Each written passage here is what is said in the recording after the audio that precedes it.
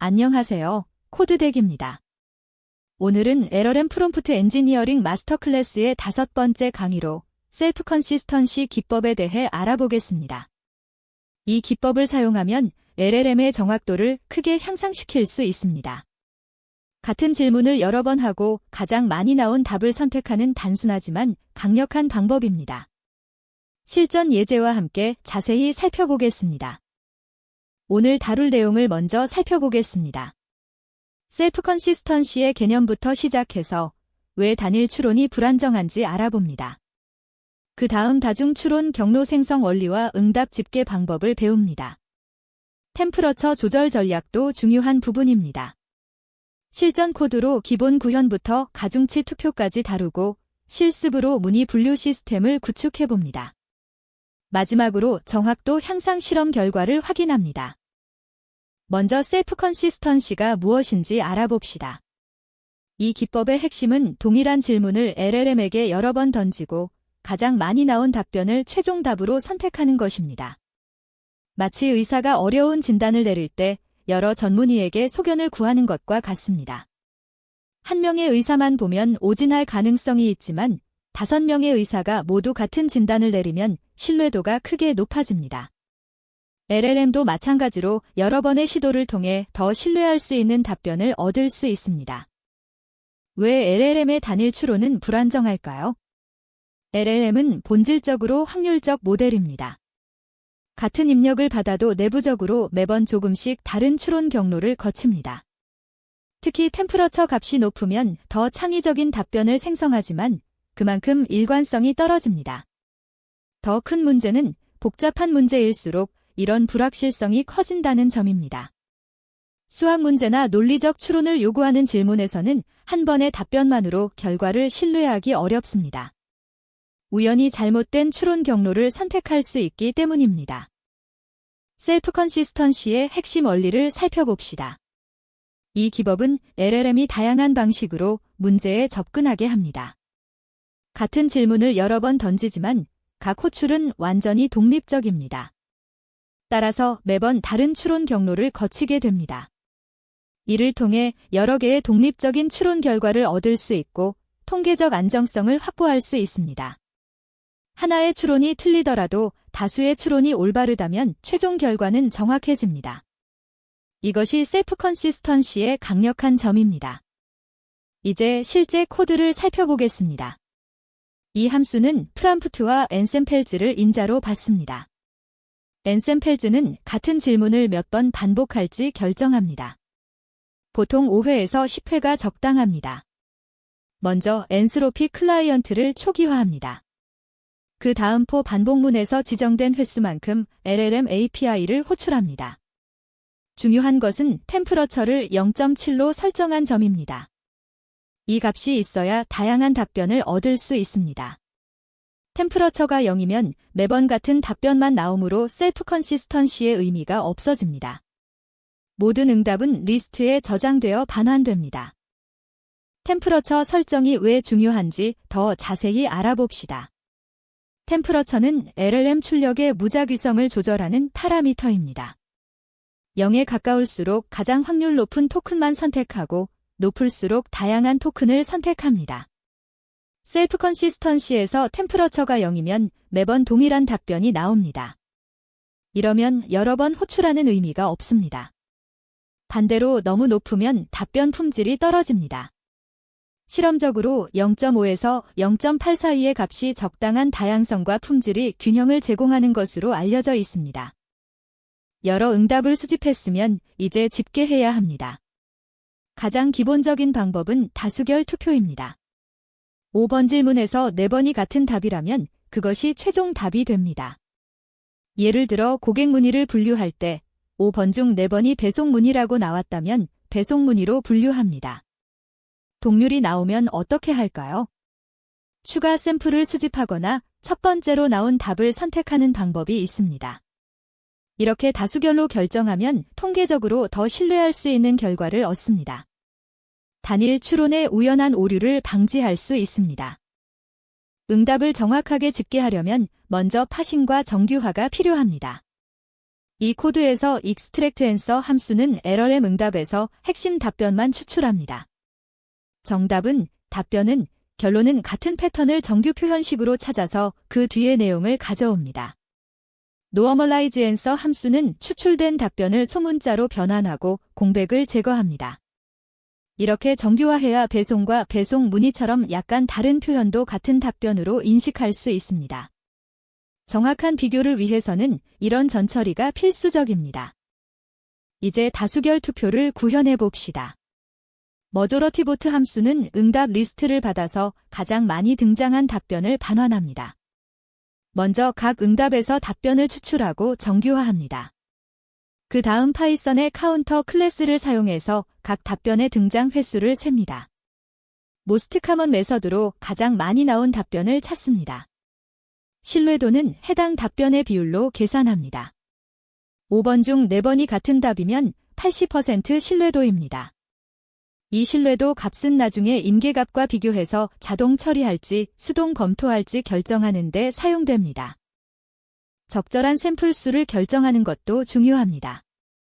샘플 수는 정확도와 비용 사이의 균형을 고려해야 합니다. 2회에서 3회만 시도하면 통계적으로 유의미하지 않습니다. 우연에 의한 결과일 수 있습니다. 최소 5번 이상은 해야 합니다. 일반적으로 5회에서 10회가 적정 범위입니다. 중요한 결정이라면 10회 이상도 고려할 수 있습니다. 하지만 API 비용도 샘플 수만큼 증가합니다. 5번 호출하면 비용도 5배가 됩니다. 따라서 업무의 중요도와 예산을 함께 고려해서 결정해야 합니다. 단순 다수결보다 발전된 방식으로 가중치 투표가 있습니다. 모든 응답을 동등하게 취급하지 않고 각 응답의 신뢰도 점수를 부여합니다. 점수가 높은 응답에 더 큰 가중치를 줍니다. 어떤 기준으로 가중치를 계산할까요? 응답의 길이가 하나의 기준이 될 수 있습니다.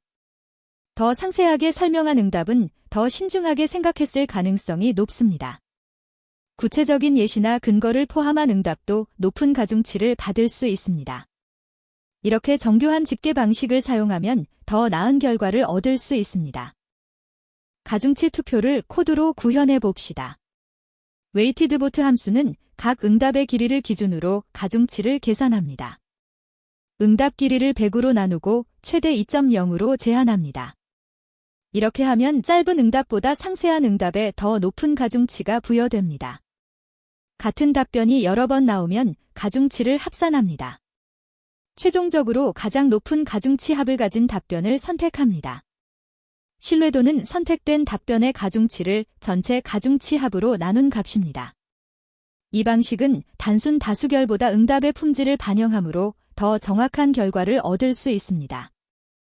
이제 실전 사례를 살펴봅시다. 고객 지원 챗봇에서 문의를 자동으로 분류하는 시스템을 개발한다고 가정해봅시다. 배송, 결제, 반품, 기타의 4가지 카테고리로 분류해야 합니다.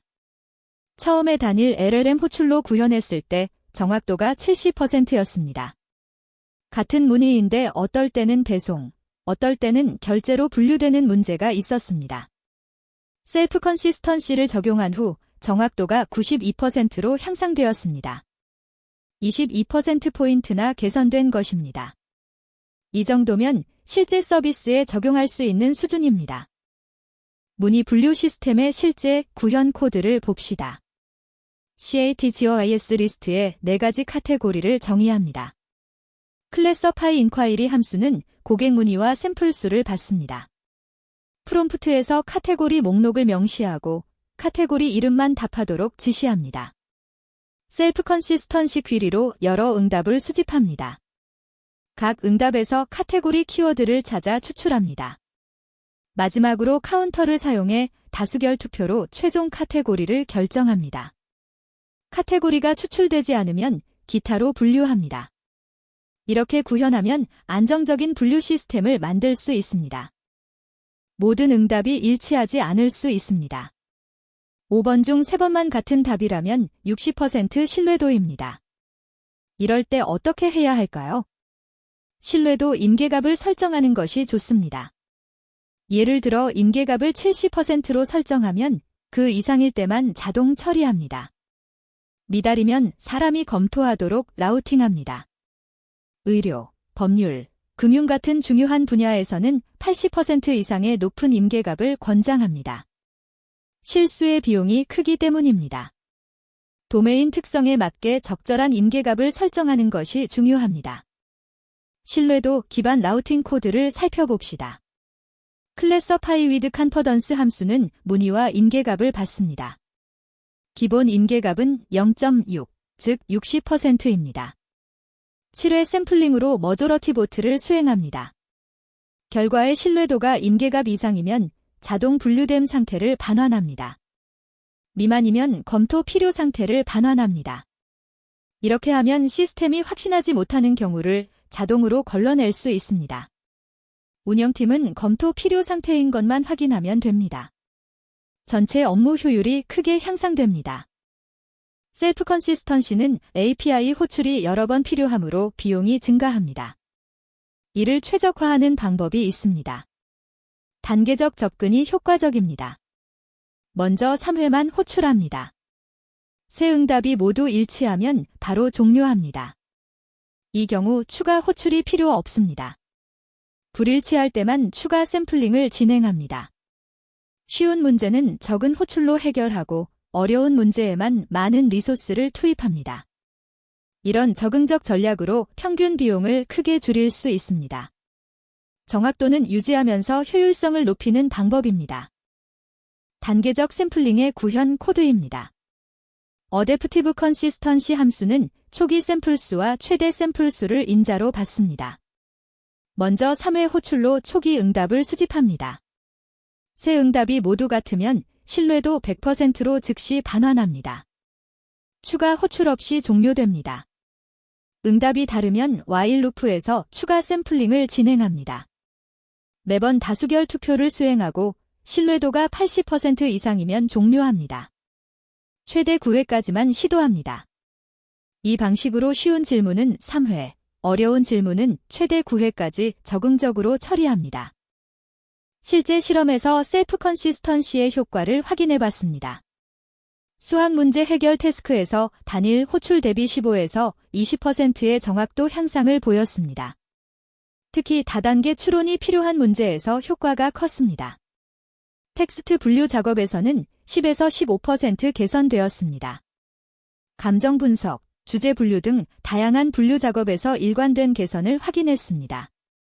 코드 생성에서도 버그 발생률이 크게 감소했습니다. 여러 번 생성해서 공통된 코드를 선택하면 실수가 줄어듭니다. 하지만 셀프 컨시스턴시가 모든 상황에 적합한 것은 아닙니다. 창의적인 글쓰기처럼 정답이 없는 경우에는 다수결이 무의미합니다. 다양한 답변이 나오는 것이 오히려 좋은 상황입니다. 또한 모든 응답이 일관되게 틀릴 수도 있습니다. LLM이 특정 유형의 문제를 근본적으로 잘못 이해한다면 여러 번 시도해도 같은 오류를 반복합니다.